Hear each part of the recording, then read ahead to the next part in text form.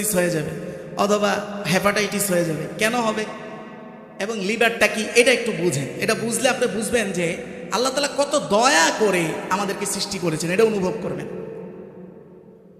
আল্লাহু আকবার। এর আগে আল্লাহর একটা আয়াত শুনেন, সূরা জারিয়াতের 21 নং আয়াত আল্লাহ এই কথা বলেছেন। আল্লাহ বলেন ওয়াফি আনফুসিকুম আফালা তুবসিরুন। আল্লাহ বলেন, আল্লাহ যে মহান, আল্লাহ যে কুদরতওয়ালা, শক্তিওয়ালা, এইটা জানার জন্য বান্দা অন্য কোনো দিকে তাকাইতে হবে না। আল্লাহর অস্তিত্বের প্রমাণের জন্য তুমি তোমার নিজের দিকে তাকাও, অস্তিত্বের প্রমাণ পেয়ে যাবা। এবার দেখেন এই যে আল্লাহ আমাদেরকে এত নিখুঁত ইঞ্জিনিয়ারিং এর মধ্যে বানাইলেন। নাস্তিকরা বলে যে তাদের থিওরি হলো যে আপনার জ্ঞানহীন সত্তা থেকে সবকিছু হয়েছে। এটা কি আসলে কোনোদিন সম্ভব? কোনোদিনই সম্ভব না। কোনোদিন আপনি কি কোনোদিন দেখছেন?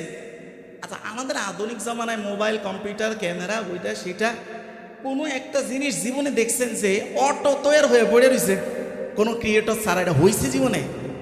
জ্ঞানহীন সত্তা থেকে অটো তৈরি হয়ে গেছে। তো এরকম তো আমি ভালো হয়েছিল, এত কষ্ট করে এতদিন পরে মাইকটা না লাগায় হঠাৎ করে এই বিল্ডিং থেকে একটা মাইক হয়ে যেত, আমরা সার্ভিস পাইতাম। হয় এটা সম্ভব? সম্ভব না। তাহলে একটা সাধারণ থেকে সাধারণ জিনিস যদি জ্ঞানহীন সত্তা থেকে তৈরি হওয়া কোনো প্রমাণ পৃথিবীতে নাই, তা এত কিছু, এত নিখুঁত ইঞ্জিনিয়ারিং, এটা জ্ঞানহীন সত্তা থেকে হওয়া, এটা সম্পূর্ণ একটা অযৌক্তিক, বরং এইটাই হলো পৃথিবীর সবচেয়ে বড় অযুক্তি। এটা কিভাবে সম্ভব? সম্ভব না।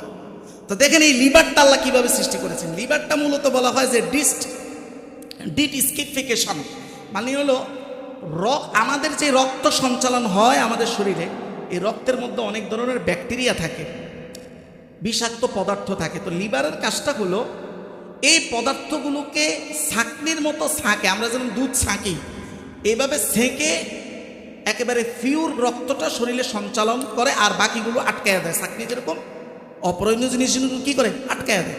মূলত লিভারটা আমাদের রক্তের ছাঁকনি হিসাবে কাজ করে।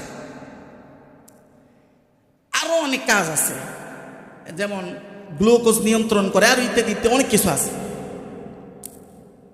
তো যখন কেউ হিরোইন, তারপরে এটার কি কয়, কোকেইন নাকি একটা আর একটা কত নামে আছে, এগুলো যখন সেবন করে, ইয়াবা, এগুলো যখন সেবন করে, তখন লিভারের মধ্যে প্রদাহ সৃষ্টি হয়। বারবার বারবার যখন লিভারের মধ্যে প্রদাহ সৃষ্টি হয়, আবার কারণ আছে, কারণ এই আপনার মাদক দ্রব্যগুলোর মধ্যে হেপাটাইটিস বি এবং সি এর ভাইরাস থাকে। বারবার বারবার যখন প্রদাহ সৃষ্টি হয়, একটা সময় আস্তে আস্তে করে সিরোসিস হয়ে যায়, মানে হলো স্থায়ী ক্ষত হয়ে যায়। লিভারের মধ্যে যখন স্থায়ী ক্ষত হয়, আস্তে আস্তে এই ছাঁকনিটা যখন নষ্ট হয়ে যায়, ছাঁকার কাজ যখন বন্ধ করে দেয়, তখন আমার শরীরটা সম্পূর্ণ ডাইরেক্ট হয়ে যায়। রক্তের সাথে যে কোনো সময়, যে কোনো মুহূর্তে, যে কোনো বিষাক্ত ভাইরাস মুহূর্তের মধ্যে আমার শরীরে ছড়ায় যেতে পারে। এইভাবে ছড়াইতে ছড়াইতে ছড়াইতে ছড়াইতে পুরা শরীর বিষাক্ত হয়ে, এই যে যুবক বলেন আর যেই মানুষকেই বলেন, এই মদ্যপানে এবং এইসব মাদকে যারা আসক্ত, ধীরে ধীরে একসময় শুধু তার মানসিক স্থিতিশীলতা নষ্ট হয় না, বরং শরীরটাও বিষাক্ত, একেবারে কাঠ যেভাবে ভিতর থেকে ঘুনে কি করে খায় ফেলে, এবার ভিতর থেকে খায় একটা বিষাক্ত দেহকে কবরে দেয়। আবার যদি এই মরার মাধ্যমে যদি সে সাইরা যাইত, যে যা কষ্ট মরার মাধ্যমে সাইরা গেলাম, তাও তো হয়েছিল, যা গেছে এটা গেছে, কিন্তু বরং মৃত্যুর মাধ্যমে তার এই কষ্টটা শেষ তো নাই, বরং শুরু। বরং কি শুরু? কিভাবে শুরু? ওটার একটু দলিল দিই। আল্লাহ নবীর হাদিস, মুসনাদে আহমদের 2 নম্বর খণ্ড 351 নং পৃষ্ঠার হাদিস। নবী বলেন, মান শারিবাল খামার, যেই ব্যক্তি, যেই যুবক মদ্যপান করলো অথবা যে কোনো নেশাদ্রব্যের সাথে সম্পর্ক রাখলো, আল্লাহ নবী বলেন, লান তুকবাল লাহু সালাতুন 40 ইয়াউমা, একবার এই মাদক দ্রব্য সেবনের কারণে তার 40 দিন পর্যন্ত নামাজ কবুল হয় না। কয়দিন? 40 দিন।